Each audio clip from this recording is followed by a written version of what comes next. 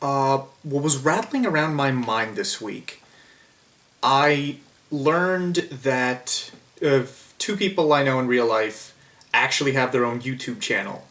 And I subscribe to them knowing full well I'm probably never going to watch it, on the off chance that they ever make something that sparks my interest.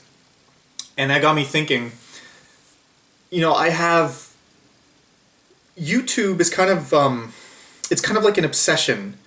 I don't know, for me. I've been watching videos for, 7, 8 years. I have like 50 subscriptions.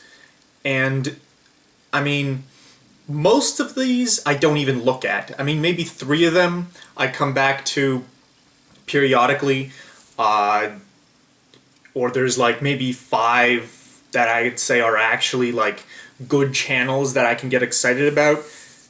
And so what that ties into is the subject of what actually the artistic structure of YouTubing, because it's really a sort of new form of media, right? We've had film, video games, books, and then we have this. We have this vlogging and all sorts of personal video type of thing that you can do on YouTube. So why do people do it? Why do people enjoy it? It's such a weird thing, because it's not like it's not as elegant or in a way even as creative as those other things can be, right? But it's still something that can occupy so much of your time. I mean, just to watch like there's videos that I watch that are like 2 hours long where it's just someone saying their opinion on something. And that's interesting, right? Opinion pieces are interesting, and that's what original content is. But why is it interesting, right? Is it art? Do we call it art? I mean, I guess that depends on your definition of art. But it's just something... I'm sort of preoccupied with this notion of, do the things I do have value? In the sense that, is it worth, time? Is it worth investing time and mental effort or concentration or just time, hell, to experience this thing that this person is making? Even though it can be unprofessional or much less polished as something some other people do, right?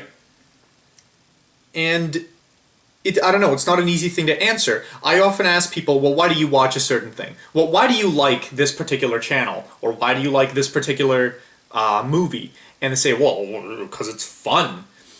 Do you ever hate that? People say, like, because it's fun. Well, of course it's fun. It's fun by virtue of the fact that you're watching it. I know it's fun for you. I'm asking you why you find it fun, right? That is the implicit question I'm asking when I ask you why you watch it. Why do you find it fun? Why is it something that's entertaining? Why is it something that's valuable? Why does it have appeal? Why is it valuable to you? It's an important question, I think, because... Okay, let me bring you an example. For instance, recently, well, not recently, like maybe years ago, I really wanted to watch Tarantino, because people talk about how good Tarantino movies are. And I watched most of them, or most of the good ones, Pulp Fiction, Reservoir Dogs, and I honestly didn't care for it at all. I thought, this is bleh. I mean, it's not bad, but it's not great. It's not something I would epitomize the way everyone does. And so I started having debates with people. I'm like, well, why is this so good? Why does everyone seem to think that this is amazing? And one of my friends who's really into film just said, well, because he does this and he just subverts tropes, and he wasn't speaking in these sort of abstract terminology that I'm used to, and he didn't bother trying to get me to agree with him, right? But then there's another guy I talked to, and we had a very long discussion about it, and he actually sort of made me see that it's not supposed to be deep. It's not supposed to be, it's not supposed to be as deep or as philosophical as some other works are. It's sort of lighthearted entertainment, but it is nuanced and intricate, even though it's lighthearted entertainment. And it is lighthearted. It is the most intelligent form of lighthearted entertainment, you could say, because of how the dialogue is and how everything's put together and how smart it is in a lot of ways. And I don't know, that I actually connected with. And by talking to this guy, I could actually enjoy Tarantino movies after that. I would watch them after that, and I'm like, oh, now I see what people are talking about. I could enjoy that. Because what was happening is my preconceptions of what a good movie is got in the way of enjoying Tarantino movies, which were good, but good in another way. I mean, I still don't think that they're as good as some of the movies, some of the greats, but it has its own appeal that, in an objective sense, makes it better than what I was interpreting it as before. The point is, without having the discussion, we know nothing. But by having a discussion, we can learn to enjoy something that someone else enjoys. That's why I constantly ask the question, well, why do you find this fun? Why is this valuable to you? Don't summarize the answer either. You really analyze it, go in depth, and explain to me why it is that you find this thing enjoyable. Because if you do, then I can find it enjoyable by empathizing with whatever feeling you get from it. And I don't know, that's a beautiful thing, isn't it? To try and empathize with people's enjoyment of things, to enjoy these things as well. Because, I'll be honest, I do not have, say, very much life experience.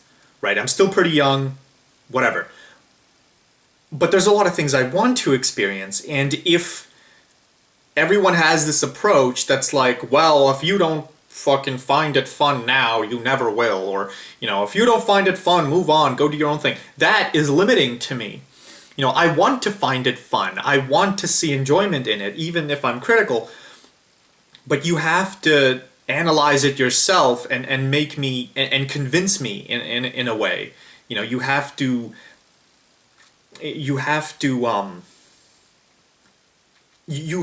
be analytical about the thing.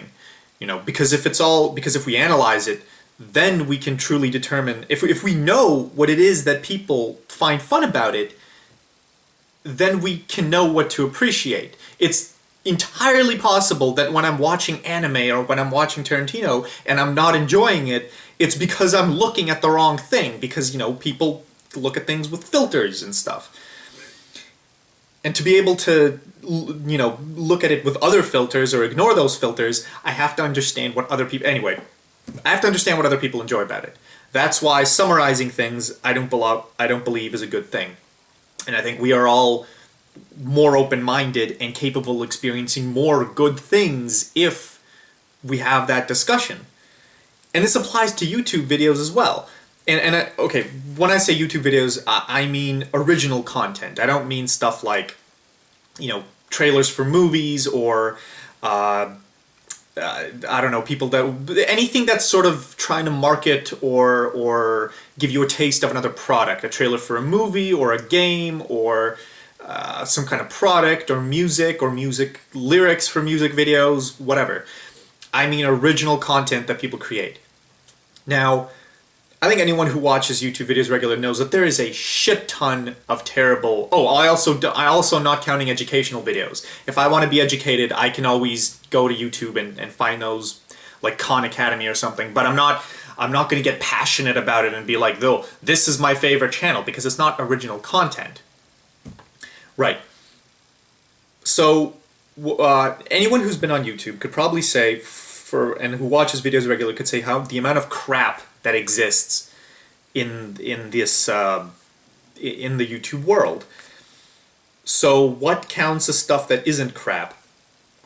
I mean, for me, I guess I'd say that there's three pillars for looking at something that's good. There's, I mean, this is going to go without saying, but it has to be intelligent. And I know that could probably go for everyone. It can't be stupid. If you think something's stupid, I mean, this is sort of like axiomatic. If you think something's stupid, by definition, you pretty much don't think it's worth your time, right? Like, if I think this is, like, dumb, I'm not going to listen to it, right?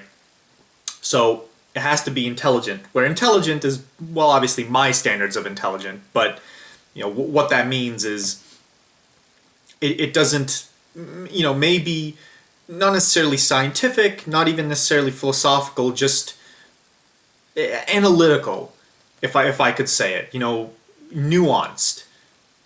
And yeah, nuanced, analytical, sort of looking at the structure of the thing, not just some superficial broadcasting of the thing itself. I'll give an example of what I mean in a sec. Creativity, which is not well defined, but I think that's an obvious thing that you want, and personal.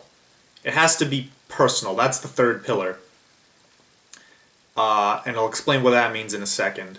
So, in terms of intelligent content, if this is original content we're talking about, then the original content has to be intelligent, right? So if it's someone who's sharing their opinion, then they have to be intelligent, or their opinion has to be intelligent. And what I mean by that, of course, is that it has to be an analytical sort of approach. It can't be an approach of, there's people who do opinion things or vlogs, and they often try to be funny, a lot of the time. I don't often care for that. I think that humor is overrated. Well, humor isn't overrated, but if you're constantly trying to be funny, I think that lacks depth, or that gets boring after that gets boring pretty quickly. That's why there's a lot of these Let's Play channels like PewDiePie and Markiplier who I don't even know how people can watch that stuff. I mean, it's funny at first because okay, it's he has some humor to it, but it's completely empty besides that. I mean, the fact that the intelligence criterion pretty much means that there has to be depth to it. There has to be some analytical, abstract thinking to it. So the person isn't just trying to make you laugh. They're actually trying to they're trying to make you think about things, let's just say. And that's always nice to do. It's fun to think about things, or rather it's important to think about things and exercise the brain. And a good example of that comes to mind immediately, and not counting educational channels because those are not original content by my definition, would be Total Biscuit. If you know Total Biscuit, that's a gaming review channel, gaming journalism. But it's not just, it's a smart channel, right? Because it's his opinion, it counts as original content, and it's intelligent in the way he does it. It's very analytical, it's very thorough, it's very nuanced, it's very precise. The guy is clearly knowledgeable, very knowledgeable about the industry that he's analyzing, very knowledgeable about the games he's talking about, and a lot of times he'll talk about like graphics options and stuff that he really knows an above average amount about, and the industry knowledge is more the focus there, but still, right? And that stuff is really important, and if a channel has that, then that's great, pretty much. That is probably I wouldn't even say that's my least important criterion. I guess it is, but that is definitely something that it's definitely something that I would prefer to be there. The second criterion is creativity, and this is really hard to define, but any type of sort of out-of-the-box unique thinking. Okay, doing a Let's Play of a video game is not necessarily creative. A lot of people do that, and I mean, certainly even if you have your own quirks or your own character, it's still basically kind of like reality television, unless you are being intelligent and creative in how you're doing it and why you're doing it, or trying to bring a bit of yourself, your genuine self, not some sort of gimmicky crap about like, I'm PewDiePie, I'm gonna make weird noises in front of a camera. If you're not doing stuff that's just stupid and stuff that's genuinely, you're trying to sort of make something that is your own, you're not just playing a game, you're trying to make something that is your own, then that is definitely appreciable. My second favorite channel on YouTube by far is Roosterteeth. Or, I mean, I guess Roosterteeth is like 5 different YouTube channels, but when I say Rooster Teeth, I mean them, pretty much every channel that they have. Well, more so the Let's Play channel, I guess. They have a very creative approach to how they do Let's Plays, I think. For one, it's not, well, for instance, they do a lot of Minecraft Let's Plays, and every Minecraft Let's Play, or every once and so often, they try to do something, they try to build some kind of game and play it. And a lot of the times it's stuff that they come up with on their own, which is totally unique and something I don't really see much, in many other places. Second of all, they have a lot of original content, compared to channels that are being run by just one person or a few people. Rooster Teeth is like a huge company, so they have a ton of original content, and that's great because their entire company is basically the internet original content company. That's what's so good about them. They do stuff like Ruby and Red vs. Blue, and even though that stuff isn't like the epitome of storytelling, it's still original content, and for them to just create that stuff for free on the internet is fantastic in its own way, and it's very, very respectable, I would say. But even the Let's Play stuff that they do, the Achievement Hunter stuff, the achievement hunts that they do, the Rage Quit, the Versus episodes, all the different shows that they have, it's all original content. It's all, well, it's not all interesting, but a lot of it is, and a lot of it is, there's definitely something there there's going to be something there for you to appreciate regardless of who you are, I think. That's why they have so many subscribers. There's almost always something on the Rooster Teeth channel that's worth watching if you're a man, a woman, anyone, regardless of your age group, because they have all sorts of age groups as well. It's great. The last pillar, the last criterion is it has to be personal. And this is where I'm going to praise Rooster Teeth again, because even though their content isn't always intelligent and analytical, as they don't really satisfy the first criterion, it is incredibly personal, the way they do it. The fact that you always get the same 6 people, well, not 6 now, because Ray's gone, but the same 6 people that do Minecraft Let's Plays, or Let's Plays in general, it's the same people over and over again, is awesome, because you really get to know these people. And it's not just one guy making noises in front of a camera. It's a lot of people interacting, discussing things like they would in real life, probably.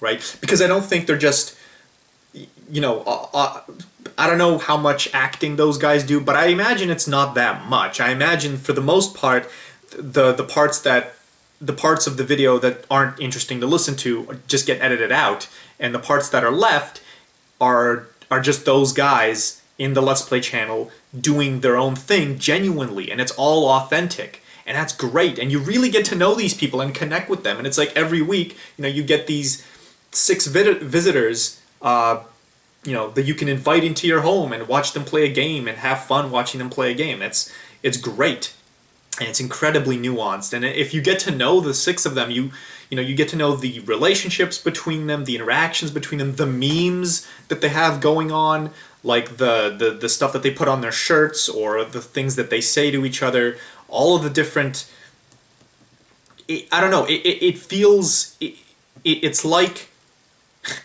I'm sort of, all of a sudden I'm remembering a conversation I had with a guy, because I was watching a Rooster Teeth video, and he was watching it, and his reaction was, he said, sort of sarcastically, but what he said was, "Don't you wish you could just be their friend?" And I'm like, yes, you do. That's the point. That's what they do so well and better than anyone else, is you really wish you could be their friend.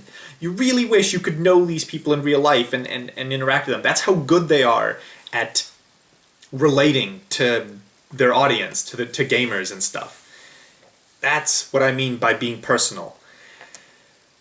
But that's not my favorite YouTube channel. In fact, a lot of channels I like are probably sort of one-man shows, like Molyneux, Mr. Repzion, who used to be an atheist YouTuber and is now more of a gamer, more of a gaming YouTuber. And of course, my favorite YouTube channel which is the Lorerunner, who changed his name recently. He used to not be called the Lorerunner, but he now is called the Lorerunner. These guys, they're all one-man shows, right? And it's so personal because, I don't know, it feels authentic. I don't know how authentic it is. Obviously, there's some degree of separation. You don't really know these people in real life, but it feels almost like you do. It feels like they're talking to you the way they would in real life if you were having the conversation. Like when the Lorerunner gets up on screen and he's talking about, I like, Star Trek, some Star Trek movie, and he's like, this is what was good about it, this is what was bad, and he analyzes the movie. I feel like this is the exact conversation we would have in real life if I just sat down on a couch and let him speak, and this is the stuff he would say to me, right, if I let him talk. And that's awesome.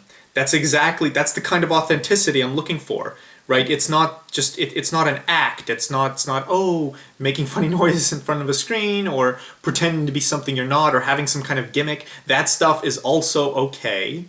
I'm not saying that stuff is bad. I'm not bashing it completely. I'm saying that stuff by itself is insufficient to the nth degree. You can't just have that stuff because it gets boring after, if you're interested, if you're a person who's interested in depth, if you're interested in connecting, if you're interested in having a deep conversation, you will need that authenticity. You will need for the person to be themselves at a certain point.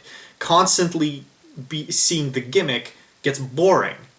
And it really gets boring, and I guess that's the biggest problem I have, which is why there's not that many YouTube channels I watch. But again, there could be tons of YouTube channels. Like I said, I have no experience. I mean, I don't have that much experience, even though, I've watched this for like a decade.